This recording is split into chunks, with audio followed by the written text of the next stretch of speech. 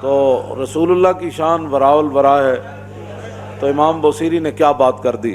یا خیر من یمم العافون ساحتہ سایم وفوق متون العین کالرسم ومن هو الآیۃ الکبریٰ لمعتبر ومن هو النعمۃ العظمیٰ لمغتنم سرایت من حرم لیلا الی حرم کما سر البدر فی داج من الظلم وبت ترقى الی ان نلت منزلۃ من قاب قوسین لم تدرک ولم ترمی وقدمتك جميع الانبیاء بها والرسل تقدیم مخدوم على خدمی وانت تخرق السبع طباق بهم في موكب كنت فيه صاحب العلم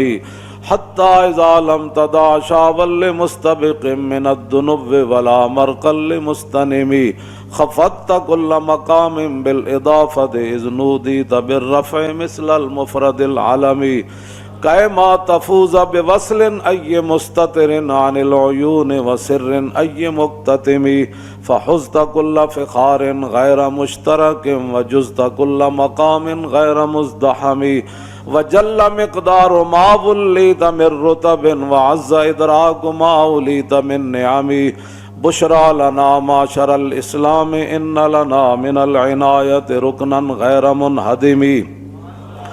لما دعا اللہ داعینا لطاعته بأکرم الرسل کنا اکرم الامم مولاي صل وسلم دائما ابدا۔ امام بوصیری فرماتے ہیں رسول اللہ جہاں تک گئے نا، آج تک کسی کے خیال میں بھی وہ جگہ نہیں آئی۔ وَبِتَّ تَرْقَى إِلَىٰ نِلْتَ مَنْزِلَةً، حضور اس مقام پر تشریف لے گئے جہاں آج تک کسی کو خیال بھی نہیں آیا، اس واسطے، اور نہ کسی نے اس مقام کا ارادہ کیا، بس اتنی بات ہے۔ بدو گفت سالار بیت الحرام، اے حامل وحی برتر پرام، جو در دوستی مخلصم یافتی عنانم ز صحبت چرات آفتی۔ جب رسول اللہ جو ہے وہ آگے تشریف لے گئے نا، تو جبریل کو فرمایا، جبریل بدو گفت سالار بیت الحرام، اے حامل وحی برتر پرام، جو در دوستی مخلصم یافتی انانم ز صحبت چرات آفتی۔ فرمایا تو نے مجھے دوستی میں مخلص نہیں پایا جبریل، جہاں تم کہتے رہے میں جاتا رہا، اب میں کہتا ہوں آگے چلیے۔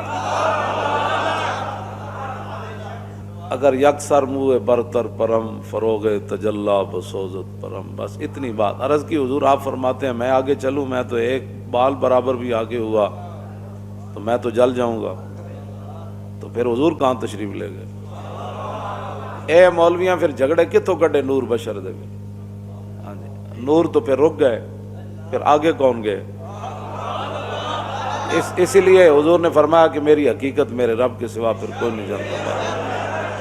بس اتنی بات ہے، اور کوئی مسئلہ نہیں ہے۔ جتنا بھی کوئی حضور کا مقام مرتبہ بیان کرے گا اپنے خیال کے مطابق، حالانکہ حضور کی شان اس سے آگے ہے۔ داتا صاحب کشف المعجوب میں لکھتے ہیں، بات تو یہ ہے احسان مندی کی، فرمایا کہ جس مقام پر رسول اللہ تشریف لے گئے تھے معراج والی رات، اگر گناہگار امت کا خیال نہ ہوتا تو حضور نے واپس نہیں آنا تھا۔ اس واسطے رسول اللہ کی شان وراء الورا ہے، اور ہمارے بزرگوں نے وہ باتیں بیان کی ہیں جو جن کا میں نے ترجمہ بھی ابھی نہیں کیا، تو آپ ویسے سبحان اللہ کر رہے ہیں، اگر ترجمہ ہو جائے تو حضور کی شان وراء الورا ہے۔ صرف جہاں بھی بیٹھے حضور کی شانیں بیان کریں۔ دین کی ترجمانی کے لیے بھی تو اندر کوئی دم خم چاہیے نا، ہاں جی، اس کی ترجمانی کے لیے بھی تو پھر امام احمد رضا ہونا چاہیے نا، یا امام ربانی ہونے چاہیے، ہاں جی، جو قلعہ گوالیار میں بھی جا کر اذان دے دیں، اور جب رسول اللہ کے بارے میں لفظ یتیم آ جائے تو امام احمد رضا کا قلم جو ہے وہ اپنے آپ سے باہر ہو جائے کہ بندے حضور کے بارے میں حضور کو یتیم کہہ دیا، تو اعلیٰ حضرت نے فرمایا اس کو پتہ نہیں تھا مولوی کو، اس نے کیا تقریر کی، حضور اقدس قاسم النعم مالک الارض رکاب امم موتی منعم قسم قیم ولی والی علی علی کاشف الکرب، رافع الرتب، معین، کافی، حفیظ، وافی، شفیع، شافی، عافی، غفور، جمیل، عزیز، جلیل، وہاب، غنی، کریم، عزیز، خلیفہ مطلق حضرت رب، مالک الناس، دیان العرب، ولی الفضل، جلی الافضال، رفیع المثل، ممتنع الامثال، صلی اللہ تعالی علیہ وسلم۔ توجہ، تو بندہ رسول اللہ کی شان جو بیان کرنی ہے تو پھر اس انداز سے پہلے بندہ علم پڑھے، صرف 4 کتابیں رکھ کے تے جو 2-4 اجہل سامنے بٹھا گا کیا بات کی بھئی، یہ اجہل کو کیا پتا ہے بیان کرنے کے لیے؟ وہ تو ایک مولوی نے بھی اعلیٰ حضرت کے دور کے اندر بیان کر دی کہ رسول اللہ نے حضرت نجاشی کی نماز پڑھی اور کہا کہ اس حدیث سے ثابت ہوتا ہے، اس نے بخاری شریف کی شرح لکھی اور اس نے لکھا کہ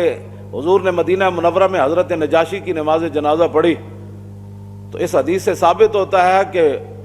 امام کا رخ اگر قبلے کی طرف ہو اور میت غیر قبلے کی طرف پڑی ہو تو نماز جنازہ ہو جاتا ہے۔ اعلیٰ حضرت نے فرمایا اس جاہل کو یہ بھی نہیں پتا کہ مدینہ منورہ سے حبشہ جو ہے وہ قبلہ کی جانب ہے، حبشے کی طرف، ہاں جی، تو پتہ بندے کو یہ بھی نہ ہو اور بندہ بخاری کی شرح لکھ دے